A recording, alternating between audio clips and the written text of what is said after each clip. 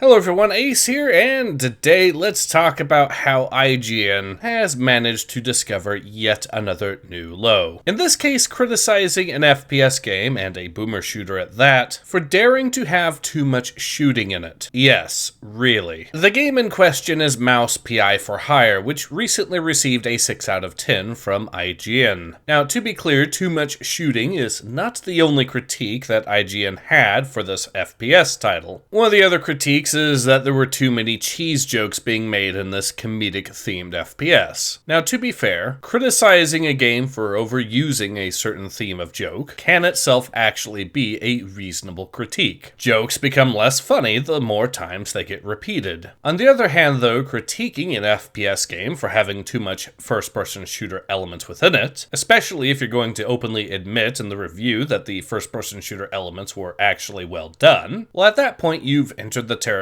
of completely missing the point. Now, the justification that this particular reviewer tries to utilize is that it's simply not plausible for a PI to single-handedly gun down the entire mafia, or alternatively a bunch of corrupt cops, and that this doesn't mesh well with the storytelling of the game. You could say it's cartoonish logic, except the problem is, this is a cartoonish FPS game, so to say that it truly detracts from the storytelling is to once again completely miss the whole point. And to suggest that it's impossible for the audience to effectively engage seriously with the storytelling of a game that has cartoonish logic within it also does not track. And yes, that even includes if you're talking about noir-themed games specifically. Outside of games, I could mention movies such as Who Framed Roger Rabbit and Batman 1989 as pieces of noir-themed media that are taken seriously for their storytelling, even if that storytelling is known to have a bit of cartoonish logic within it. In fact, in context, it would be weird if both of those films